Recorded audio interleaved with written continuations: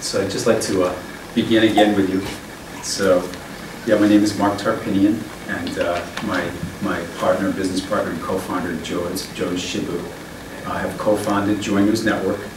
And again, Joy News Network, the purpose of it is to ignite personal growth in you, and by growing together, create positive change in our world. And we do this by guiding you to think better and to feel better through an online Joy Study Center, through live international workshops like this one where we're here together, through global corporate consulting, and through joy-powered products that will be coming soon.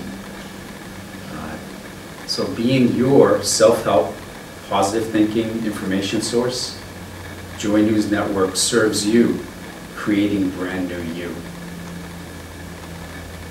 So in the creation of brand new you, we have this topic this morning, mind over matter, thoughts creating reality. And I'll let Jose introduce himself and then we'll get into the subject with you. Okay, thank you. Okay. Good morning. Good morning. It's a great honor and pleasure to meet you all here. And thank you for being here, physically and also as well as energetically. That's an important thing that's really emphasized. You can be physically here, but of course, how much you put your energy in here, that's what we value the most. And so my name is Jose Shibu, originally from India, but living in Shanghai. And I met Mark in Shanghai like 8 years back. And that's where we aligned ourselves energetically to co-create the service that we named Joy News Network. And so since then we were working on it and then creating whatever ways we can serve you in positive thinking and creating the life that you envision for yourself. And so here we are today, the subject, mind over matter, thoughts creating reality. So let's begin and explore on this subject matter. So let's look at this topic together. So mind over matter, thoughts creating reality. What does this mean and why is it important? So mind over matter, how many people, by show of hands, have heard that phrase, are familiar with it, mind over matter? Some of the people here.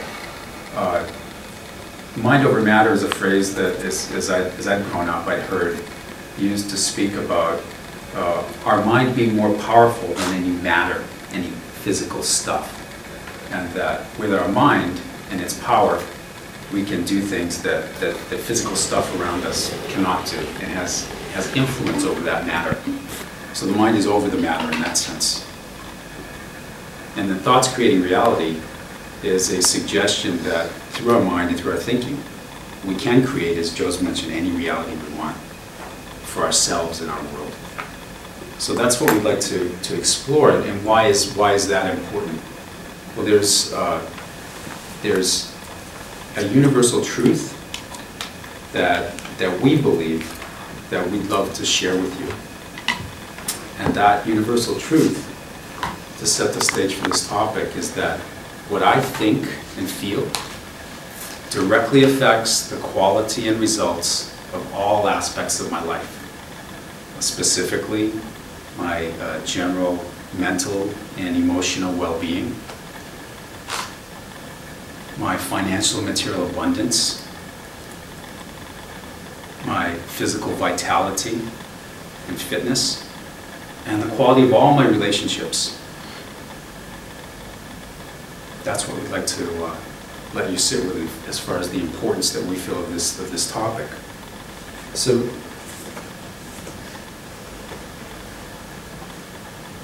we'd like to remind you and ourselves that our minds are incredibly powerful. Our minds are transmitters and receivers of energy. And with that power, we can actually affect physical matter with our mind, including our own bodies and our own creations. So let's explore some of the evidence for this.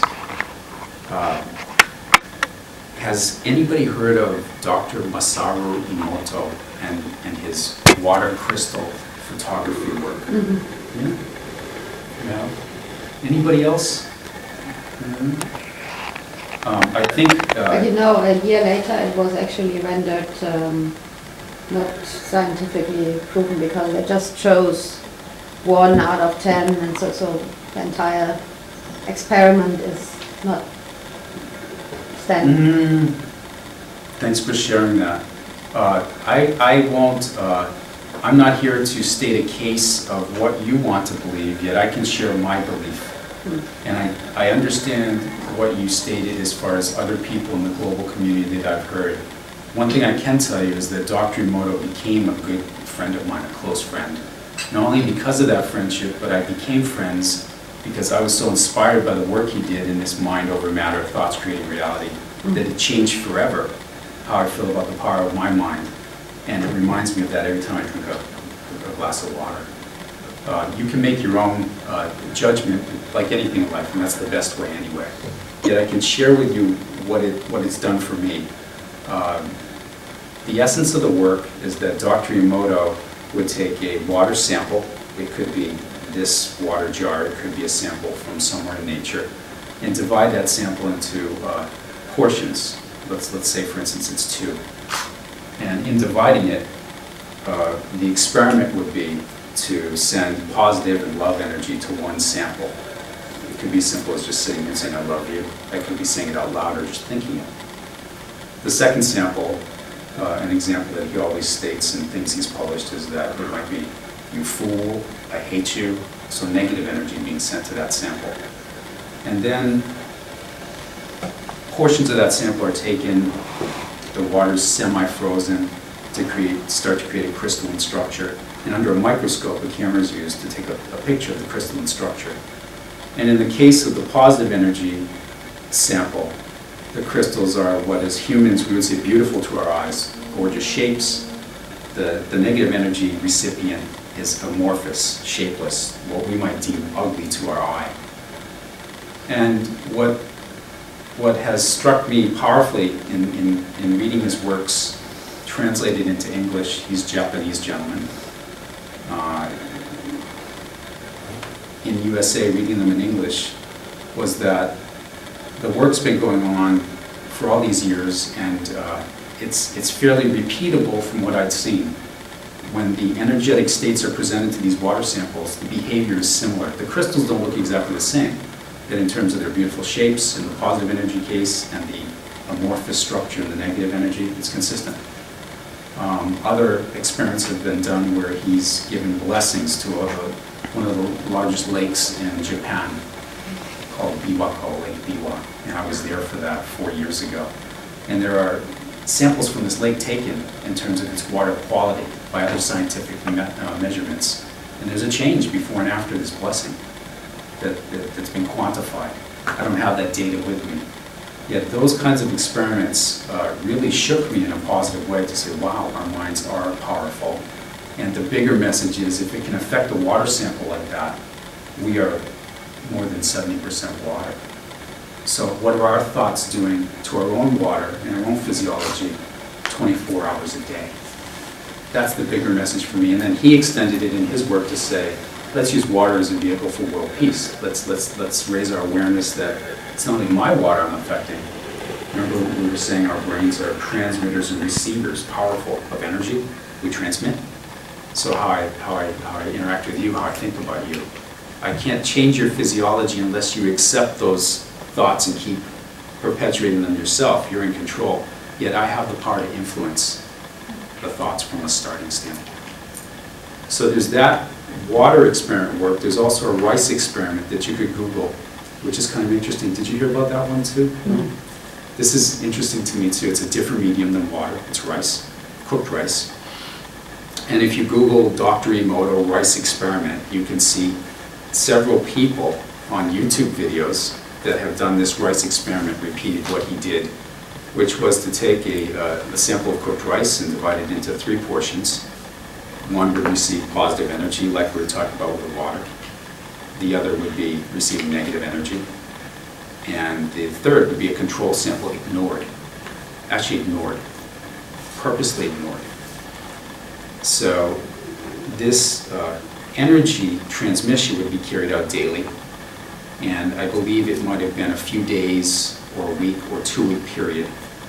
The samples were observed. The positive energy recipient for the rice stayed looking fresh and pristine. The negative energy turned black. And again, you can Google and see several people have done this. And the ignored one actually was negatively affected too. I don't know how it compared with the negative energy recipient, but it was a noticeable negative degradation. You do it yourself? I haven't yet. Another person who's an energy worker in Southern California, who I've known for a few years, her name is Mary Hall, Mary A. Hall. You can Google her healing information as well, as if you like. She's an abundance coach as well, and that's how I connected with her. She did the experiment recently herself, and she got... Same. Yeah. Even though she's been in this work, and she knew Dr. Emoto's work and revered his work, she said, I want to do this myself. And I want to do this myself. Yeah, I just got goosebumps when you said that, because when I Googled after she did it, I went, wow, several people have, and they posted their information. So when I start to see that pattern occur, it turns me into a believer. As I say, with anything that I will ever speak to you about, or Joe's, I can speak for Joe's, the only thing that matters is you form your own conclusion. Yet those things have permanently changed the way I think about my own thinking, my own energy, and our energy as human beings. So in the mind over matter, thoughts creating reality, this is powerful to me. Another example is in the medical community. How many people are familiar with the term placebo effect? Joe Dispenza. I'm sorry? Joe Dispenza. Oh, is that that's one of the gentlemen in What the Bleep Do We Know? No, Dr. Joe Dispenza, he just also wrote this book, The Placebo Effect. Oh. And he has this meditation named the Placebo Effect. Really? And he's a quantum physicist. Yes. Who has done 25 years of experiments with the brain. And he can actually scientifically prove that mind is over matter. What's interesting about you sharing that with me and our friends here today is that the way I learned first about Dr. Emoto's work 10 years ago was by watching a movie in the US that you can Google as well, called What the Bleep Do We Know?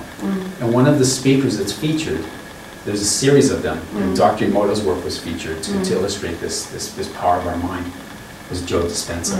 And he had a cool segment called Creating Your Day, which deals with waking up in the morning and deliberately, well, we'll get into deliberate creation here as well. So thanks. Excellent. And that's how I learned about Dr. Emoto's work and started reading his books, and then years after that published a book myself and had his name in the foreword, and then later went to Japan my first time and looked him up, became friends. He passed away a couple weeks ago, and his work will be carried on, not only by us, but a lot of people in the world. Yeah. So, yeah. I also happened to meet in Shanghai. Just before that. Just before that, his transition. That's right. That's right. So he's with us now. Who knows? He lives forever. Whatever you would like to believe, his energy is going to continue to at least make the world think more about us as human beings and our power. So the placebo effect is in the medical community, even for people who are aware of it. We can restate it. Please help yourself along. It's an effect where the patient in a given situation is given essentially a sugar pill or a substance that doesn't contain anything biologically active in it. Yet they don't know that. They're given this and they believe it's a drug of some sort that's going to have an effect on them. And there are numerous studies that show that miraculous healing takes place. Just in terms of their level of belief being raised that they're going to be healed. And for me, that's a huge statement about the power of our mind. Even though lots of people in the medical community may not agree or state that the mind can be used over conventional medicine as the way to heal yourself. Yet in the medical community, these studies, the placebo effect have proven is. We're talking terminal illness kind of situations that have been reversed by someone believing they're going to be well. So just some more food for thought. I'd like to share an experience here. Please. Like you said, reassurance at times, it changes your belief and it goes a long way. Like I was working as a flight attendant with an airline for 70 good years. And I had this first time flyer who was anxious, man. Once he sat on board, he was sweating. And by the time the aircraft took off, he had turned blue. He had turned blue and he was like, there is no oxygen, we are so up above in the sky, I'm going to die. And I told him, listen. And we would come across such cases. And I told him, listen. And all the crew, they panicked. They said, he is having cyanosis, he'll die. We need to give him oxygen. I said, nothing. I just opened the air vents for him. I said, sir, can you feel the air? There is a lot of oxygen. Just breathe. Breathe. See, everybody is breathing. There is a lot of oxygen. And he believed that. He was like, is this oxygen supply? I said, yes, the air vent is an oxygen supply for you. And trust me, he was fine within 20 minutes. Wow, beautiful story. Yeah. And there was a doctor who came in and he was like, at times, these reassurances, they go a long way. Because you made him believe that this is oxygen and he believed it and he's fine. Yeah, yeah, that's wonderful, wonderful. And with that reassurance that you shared with us, imagine in a non-life-threatening situation, how often during the day, if we believe in the power of our minds to create, we have control over our thoughts. We can engage this process whenever we want. And this is fun getting into this segment. The other kind of day-to-day examples that Jose and I wanted to bring up were just how we can change the complete path of creation during a given day depending on our thinking. We're all aware of these things, but let's say it's the weather. This is gorgeous today. Let's say it starts raining. Simple example. So many friends of mine globally will react in so many different ways. I hate the rain. What a terrible day. And as I got into this self-study 8 years ago and working on myself and my thinking as the primary vehicle to create and change myself positively, thoughting in my mind. So whenever it rains now, my immediate thought pattern is to go to, it creates life. It's water. It makes everything green. Wow, it's romantic. I mean, those are the thoughts that run through, and I have an umbrella. I can get a raincoat. I can do anything. So just that simple example, the prior example, people would either start feeling bad, and that would potentially negatively spiral their day down, or they would not do something as far as an appointment or an event that they had planned. And I'm not patting myself on the back, but anyone who chooses to think differently, you're off and running, and you're celebrating the rain. So completely different outcomes for the day when you talk about Joe Dispenza creating your day. From one situation about the weather, we can then go into the aspect of, say, driving your car and responding on the road, and how different responses can create different things during your day, whether you feel enraged or angry about a situation, or whether you just say, that person who just cut me off, make a story up. I don't know. Maybe they're in a dire situation. Maybe they had a terrible day. Let it go. No effect.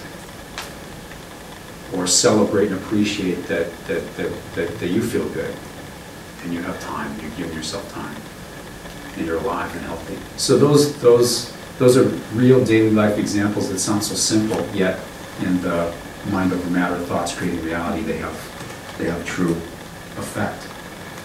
They have true effect. So there's some work together that we can do around that Jose will guide you through. Yeah, I think, yeah. So far we have an information about so to raise your belief level of thoughts creating reality. It really works somehow. But so I want to ask you, like in pairs work, especially in our JNN workshops, what we encourage is work in pairs and create your own materials that stays with you, actually, because it's your work and it's your information, it's your materials that really matters. Not that we share some information here, some great discussions here, but what actually really matters is you create something, and so you exercise it internally of your own. So the pair works is next is, so we want to work in pairs, and the question is actually, what are some examples in your life where you can feel how your thoughts have created certain situations? So I repeat the questions. What are some examples in your life where you can feel how your thoughts have created certain situation? It could be positive or negative. So I would like you to work in pairs, and so that you can come up and you can, start thinking about the situations in your own life. You can simply have dialogue or take write take notes. notes. either. So then we will For a few minutes. we'll have a discussions after that. So it will be 5 minutes for that. So you can engage in that questions.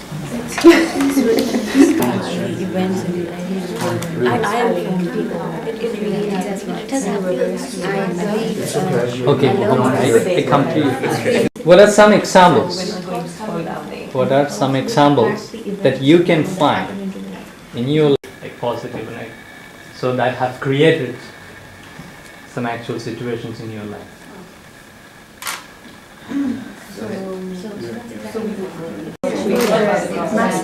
Whether I just want to, if you give so much of time to it, Delightful suggestion, that's right on. he was very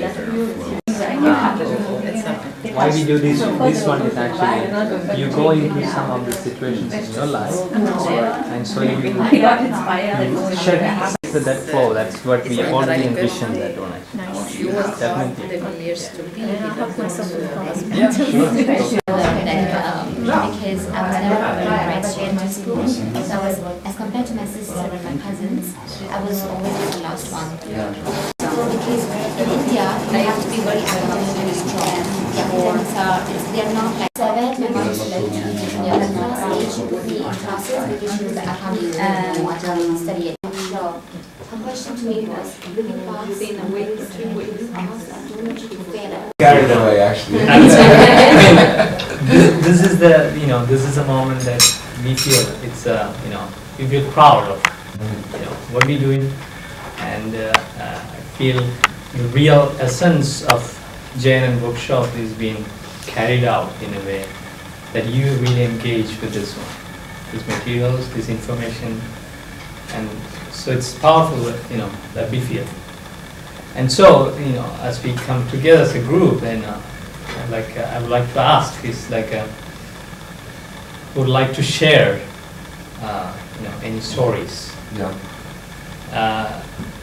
that you felt this real connection between your thoughts and that creates your realities in some way. So I welcome anybody to share. I can start, anyone can start. Yeah, anybody. Ladies first.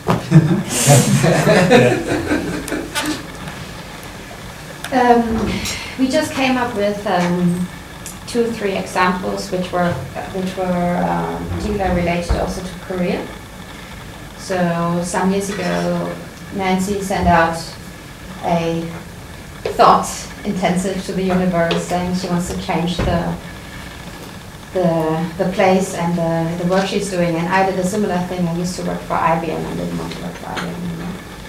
And in both our cases, we focused on the next step and what we want to do, and then within weeks or months, actually people came to us offering proactively a new job, proactively saying, so without us even sending a CV or anything. So, and we have similar examples. There was some several years ago, and mine was like 2 or 3 years ago, and it actually worked out.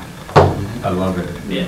Dr. Emoto was with it, he would always talk about goosebumps being a sign of truth. So I just got the goosebumps big time all over. Sure, thank you. You tell the story so well. That's so You good. like how she tells your story? It's great. Short and sweet. Yeah, So powerful. sweet. Yeah, Beautiful. that's good. Thanks. Yeah. Mohammed. Oh yeah, when I was in school, when I was young, my family used to tell me like, you're not good in math, you're not good in... So I used to fail in math.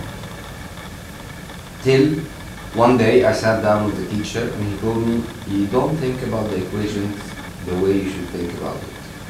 And since he explained, and he told me, you're very smart. You're very, very smart. You don't know it, but you're very smart. Since he explained that to me, it was like, I'm doing everything, like I'm getting A's in math, you know, failing every year in math. Wow. And at some point, he told me, you're very good. And then I went to the university. The teacher used to call me the genius of the class. I was like, man, you're talking about I failed like 12 years in a row. You're talking about me? And I was getting A's in the university. For math only, because the guy was encouraging me and telling me you're a genius, blah blah blah, you're very good with numbers, and I was like, okay. That's super powerful Yeah. example, and super powerful of the extension of our effect on other human beings, which we kind of know about in daily life, but we may not focus on in our awareness, our power to produce positive results. And although my thoughts cannot change your reality, they can influence in a powerful way to direct the change. And that's what went on with Muhammad's story. The change was directed by somebody who saw the potential and helped Muhammad Yeah. reframe his And to own thoughts about extension, I himself. think maybe also it's like if somebody have to speak in that way. I mean, your genius means he has gone through that concept of sharing the positivity and through himself also. Like otherwise he won't speak out actually. The genius aspect of yourself, showcasing that one or pointing out that actually. So this work is actually also about self, then also going forward to influence other people in a way that can benefit the positive change in our world. Actually, that's our purpose. One of our purpose of JNN is to ignite personal growth in you, and then by growing together, what we are really actually achieving is positive change in our world. It's a great example. Anybody else? Mine was something to add to his, so when he spoke about his, I just added to the same thing. So, as when I was younger, I was in school and I was like the worst child in the family when it came to studying. So my mom used to wake me up at 4 o'clock in the morning, make me sleep at 12 o'clock in the night, study, because I was the weakest. I was compared to my sister, compared to friends, compared to family, and I was like the worst child. And there was a point in time when my mom was like, she gave up on me, she's like, I don't want to make you study anymore, because in India, education is a very strong thing. You have to study, you cannot not take it lightly, you just cannot. And then in class 8, she put me in external classes, because she gave up, she's like, I don't have the patience anymore. And I don't know what happened, maybe the teacher was really nice, or maybe the group study helped, maybe, seeing other children weaker than me helped. I don't know what helped, but something helped that, it's the graph started going up. So class 8, class 9, now class 10 is supposed to be a very big thing in India. I remember my mom, so they're board exams, and my mom asked me, will you pass? I really hope you pass, I don't want you to repeat a year. And there I come out with my results with a distinction. And she was stunned. Come class 12, another distinction. I turned out to be the 3rd in my college. I remember my sister was in Dubai and she was like, what do you want? I said, I just want to study more. I don't want to come to Dubai and work right now, I just want to study more. That's awesome. And then come class 15, that's when you graduate, and another distinction. And then after that my mom was like, right, now what? I'm like, I still want to study more, I want to go abroad and do my master's. And she sent me to London, so I go to London, study there for 2 years, and it all went well. Life carried on since then, because I was like the last post-graduation I've had, I've not studied more. But, it's just one of those things that shake you up and say, no matter from class 1 to class 7, I was really bad, I was like a disgrace to family, but then, I don't know when it changed, it's more telling yourself that you can do it. And even now, when my family looks back, I am like the most educated. So did you just Very add into that unexpected. one, like in that moment, did you actually positively or in any way, do you remember that you have send a signal to yourself, actually, to the thoughts that this is going to be good and I'm I going to think be it good? was when I saw the pride in my family that they're happy for me to study. So although it was a bit of a negative push from them initially that you're really bad. But then when I saw the possibility that whatever they did was for my good, and I think that was more of a motivation that yes, I want to do it and I want to do it even more. And in a way to change the negative approach towards me in the positive, that there's nothing that a person cannot do. If you really want to do it, Yes. you can just You do can it. do it. Thank you for stating it so beautifully. And the So the yeah. age really doesn't matter. I mean, I was just a teenager at that time, but it's the focus that matters, I think. That's huge what you described, and the technique that you could label it various ways, but the technique that I've heard the term used to describe what you did in a general sense is reframing. You not only directed the positive change in yourself, but you chose to look back at what occurred and you reframed it. You put a different frame around it to give it a different meaning, and you use that as positive fuel, joyful fuel to propel yourself forward. But then you never have to look back at and feel bad about it. You feel good now.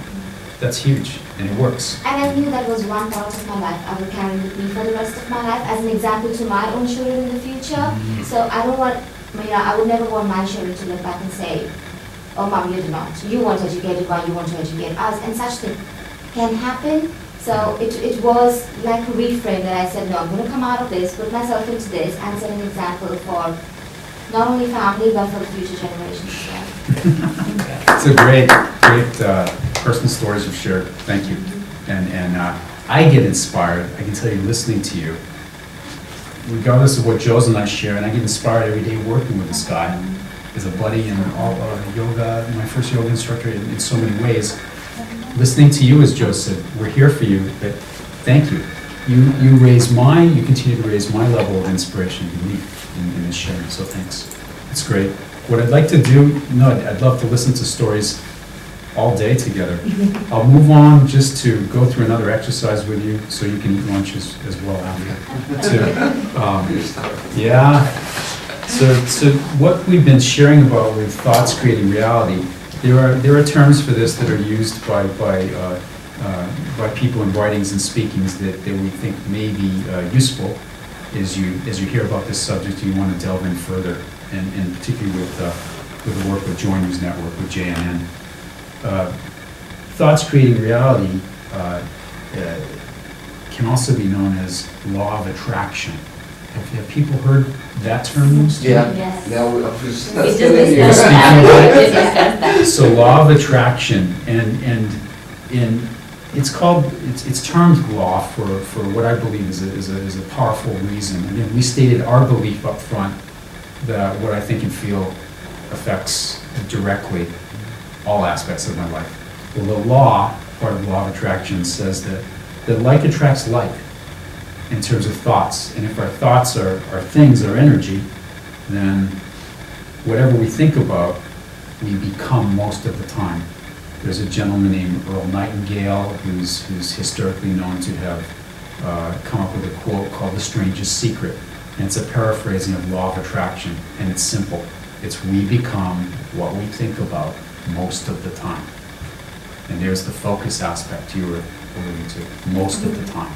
Fleeting thoughts, things we don't give energy to, repetitively inform habit, probably not going to have much effect at all on us. The things we do focus on most of the time are what we become. And I'd like to extend that a little further in a guidance sense. One of our friends was saying, hey, what are ways we can work with this now to our benefit? And that's the exercise we're going to get into. Beyond the thinking, there's thoughts and there's feelings, and they work together, as we all know. Yet, extending, we become what we think about most of the time, we'd like to extend it more powerfully to say, we become what we feel about what we think about most of the time. We become what we feel about what we think about most of the time. It's the feeling place that has the power. It's the feeling place that carries the intense energy of creation. It's the feeling place that's really the root of a lot of our thinking patterns that have been perpetuated. and have created neural pathways in our brain and in our heart that become our habits. So if that's the case, that we become what we feel about, what we think about most of the time, let's look at a couple examples, again, practical evidence. So what does that mean?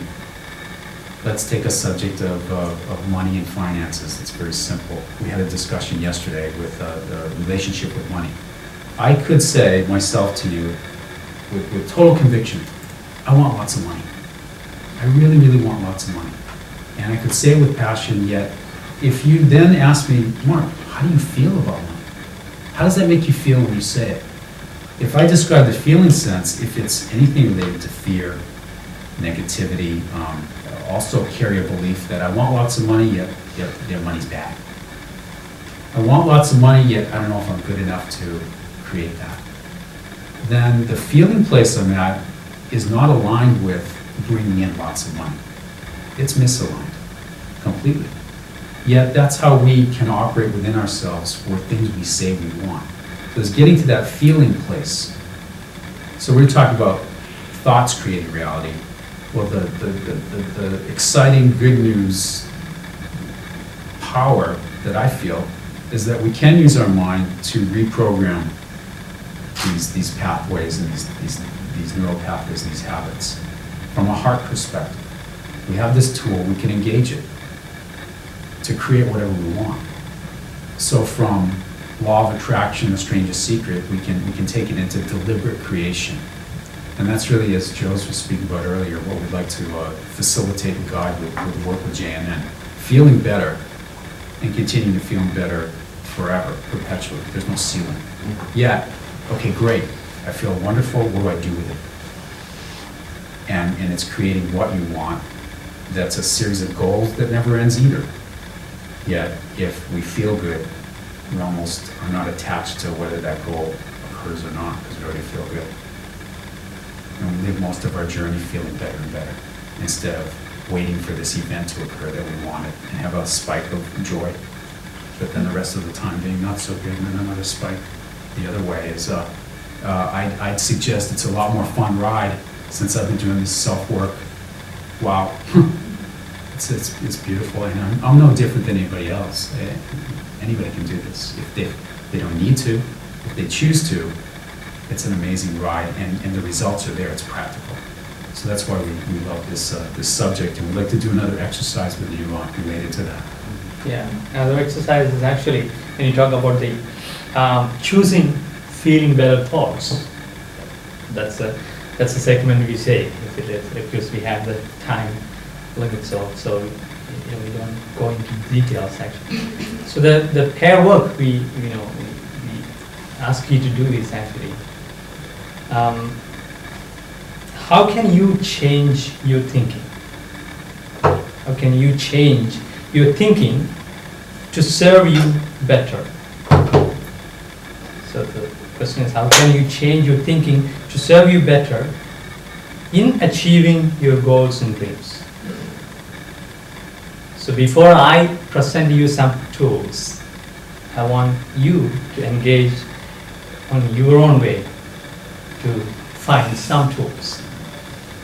And it's if you go back to what Joe's mentioned, that the core that I feel, the application side is you have to apply it. Yeah. It's choosing better feeling thoughts. Yeah. So there's the thought feeling, choosing better feeling thoughts.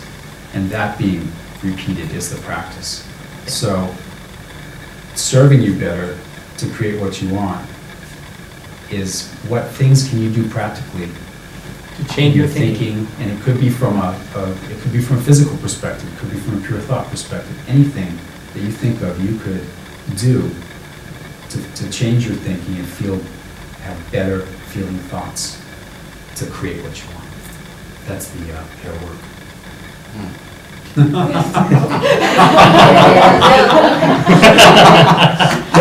Yeah. Okay. Just see what you come up. Yeah. We have some ideas, but we want to see. Yeah. We would love to hear them. We can take even 1 minute on it if you want to do the pairs work, just to see. Yeah. Just like, if you're, another way to think about it is, if you're not feeling good, And that could be fulfilling, terrible. But you know it's not good, like cheesecake. If you feel good about it, if you feel good about it, if you feel guilty, it's probably not gonna serve you. Yeah. No, there's no right or wrong. It's just just a fun example on that is some authors and speakers that I love to study myself, currently and in the past, talked about an example of a husband and wife. The husband's passed. Abraham Hicks is the reference for the material. So Jerry Hicks passed, but when he was in his body, he and his wife Esther had dinner with a friend of theirs in San Francisco, so the story goes, who was a model, and she'd eat 2 huge plates of entree, and then she'd go for a couple desserts. And Esther's, we would say as humans, she's in good shape as a lady. But she looked at her girlfriend and said, "You realize after watching me work with you, we can't be friends now." She says, "How do you do this?" And she says, her friend says, "Food is my friend." That's the thought that she carried. That's the thought that she carried. That's a better feeling thought with the same person eating the same quantity. And I believe this physiologically. The body will process it very differently. So that's where I joke, but really it depends how. I love sweets. I eat tons of sweets. We are going to the gym. I used to make a diet with 2 chocolate bars a day. I'm not joking. Yeah. And it worked. Yeah, I believe that too. But I was eating before that tons of chocolate. Yeah. So that's it, and you may not say it relates directly to creating what you want, but it could be feeling better, but ultimately it's to feel good about what you want to create that's important to you. Retail therapy for women always helps. Yeah. That's why last weekend. I trust me. I learned it last week. Okay. RT. Okay. RT. Yeah, so if you want to take a couple minutes and just share ideas like that, we can, Yeah, that's that's your 15 minutes, yeah. No, I'm not sharing anything. No, okay, I'd like to So I don't share. ask you if you would like, yeah, if you wish, I mean, no. if you like. Yeah, if you like, really. Okay, so which one? Your lists, either or both of your lists are just. Yeah, I was just saying that I do have I wrote to myself a list of 100 things that really make me happy, like small things. And when I'm having a bad day or when something is not going the way it should, then I consciously go back to that and do something on that list to just make it better a little bit. So this is a tool I always use to Okay, great. just shift a little bit things to Yeah. happen. Okay, that's a great one actually. Like what's on the list that's not so private? No, it's yeah, as I was saying, it's like the smell of coffee or going to bed in freshly washed sheets or things like that, or rewatch a favorite movie or Okay, things like that. So just the tool I use. that's a great one. Yeah. And then the other list you had is powerful too, I feel. Relates to what we were talking about. Yeah, I mean, I think everybody have bucket list, but I can take mine very seriously. I have a bucket list of things I want to achieve, and I know that when things I get a little bit lost and things get a bit overwhelming and I just lost focus, I go back to it and I choose something that I need to do now. So it just put me back on track on the things I'm trying to do. Beautiful. I would like to share, I know you have time. We want to hear your... Yeah, we want to hear your house. Yes. House, yeah, so great. So, let's sit straight and then, go for a practical one. Begin with the practical one. This is one tool. Yeah, this is one tool actually. So, changing the physiology to sit straight, to breathe. Simple. And then, let's see. Just close your eyes. It's not a long one. Take a deep breath. Feel the breath through the nose to the back of the mouth into your lungs. Feel as gentle as it is. To feel the flow of life.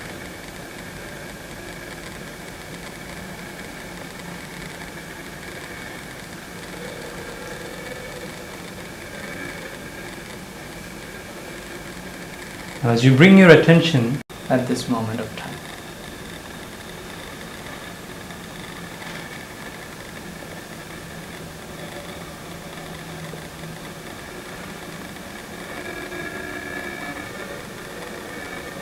and thinking of that thought,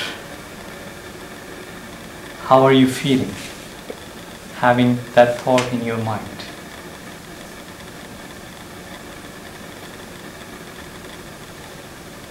Does it make you feel good? If not, consciously just change to something that is good, that makes you feel good.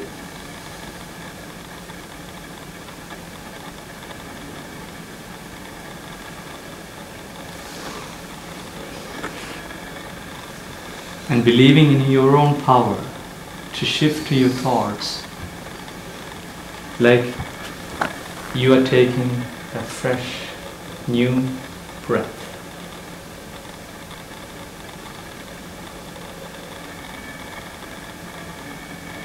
Feel that vibrational alignment of your breath to your new thoughts,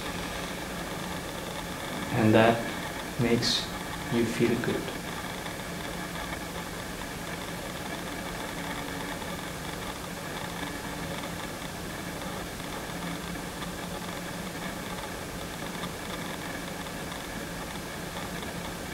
And feel the deep sense of gratitude for this moment.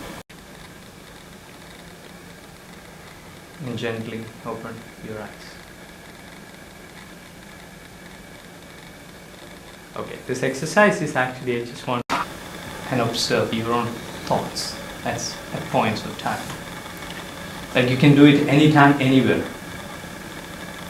And if you just close the eyes and see, there will be a primary thought that always in your mind.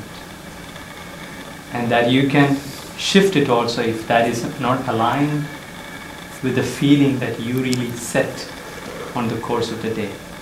And that is what I was speaking here also in the discussions actually. When you wake up, you set the feeling, tone of the day, of your life. And if you feel good while waking up in the morning, and acknowledge that one, admit that one, and that means you're boosting that energy by acknowledging and admitting that. And if you not feel good, actually, don't check for the reasons that you don't feel good, but shift it into these questions. How do I want to feel today? And so that will present you the options. Yeah, I want to feel good. That will set the tone for the feeling good day. I love it, Joe's. The morning practice for me is phenomenal. And that's I look forward to that the minute I open my eyes, and even before my eyes open, as I feel myself start to wake up. As Joe said, gently open your eyes. If my body starts to move a little, I have a series of tools I go through that's a I can't even call it routine. Everything feels routine. But it's a series of tools that set the tone for my day that I could use any point of the day, as Joe said. Yet doing it first thing in the morning launches me off in a new feeling direction that I can tell you I create magnificent things with my day. Rather than waking up and having a very good day, I can have stellar days, one after another, in terms of moving in the direction that I want to and feeling great. Simple tools. So what are some other suggestions? Joe's took us to just a brief breathing meditation. We can stop and breathe deeply pretty much anytime, anywhere. It doesn't have to be a long meditation. It doesn't even have to be with your eyes closed. You can do it while you're driving. You can do it in the office, in certain situations. You can do it anywhere. Deep breathing for me, 15 minutes a day for me, is something that nearly every day I use as a clearing mechanism and an awareness mechanism. And it's powerful. And it also has physiological benefits that I've read about that are like the placebo effect, in a sense. They're that powerful, I've heard. Again, miraculous stories from people curing things just from deep breathing, 15 minutes a day. That's also through Joe's and my work as a student of his in yoga. He's taught me that breath is, certainly one of the most important elements. It's our union with ourself. Yoga's union. We're connecting with ourselves through the breath, as he just took us through. So the other element that I love, my favorite tool, is appreciation. Sounds simple, but in wherever I am, if I want to fork into a better feeling place, appreciation takes me there immediately. Anything. If somebody's in the worst state, just to start with, I'm alive. If you're feeling wonderful because there's no ceiling, wow, how much better can I feel? And then if I look for things I appreciate, it keeps taking me up in this upward spiral. And that can be employed anywhere. And that's one of the tools starting my day that I choose to actively think about. And I say out loud, I actually speak it out loud. I have so much to appreciate in my life. And I start to list the things out loud. You could write them, you could just think about them. There's no recipe, but engaging your physiology in the act of writing, engaging your physiology in speaking is even more powerful and will form deeper neural pathways for patterns. Physiology changes besides breathing, simply smiling and laughing. When I don't see somebody smile, I put a pattern on myself that says, thank you for reminding me to smile. I used to look at it and think, wow, bummer, why aren't they smiling? And I said to myself, how does that make me feel? And who am I to even profess how they should think and feel? That's none of my business, right? Yet, I can say thank you for reminding me to smile. And it works. It's a funny little mind game that works. And now that's my pattern. And you feel better immediately from a situation that you might not have, at first glance seen something very positive in. And then to take the smile into laughter is really powerful. And a gentleman who's in the U.S., one of the only people in history, I believe, who's been elected to both houses of Congress in the U.S., 2 different states. It wasn't both houses of Congress. He was a congressman in one of the houses, but from 2 different states in the U.S. His name is Ed Foreman. You can look up his material if you like, Ed, F-O-R-E-M-A-N.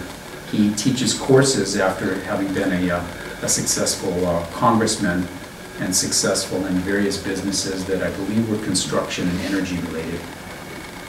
He gives seminars on how to have a good day every day to people globally, but based in the U.S. And one of the things he prescribes is deep, belly laughter, even if you don't have something that you think is immediately funny. And I've started most every day in the morning. That's one of my morning routines. I just start laughing. It feels a little crazy at first, but it's fun. And you start laughing, again, there's a lot of medical evidence that proves the positive physiological impact on the body. It's wonderful. And once you start, you almost can't stop laughing. He says, do it twice a day for 15 seconds. So that's another, these sound so simple, yet they're powerful, and they're habits, and they work. And to go further into what we have for suggestions, that's one of the cores of our service work with JNN. You can go to our website, which is easy to remember. It's joynewsnetwork.com, and there's a Joy Study Center.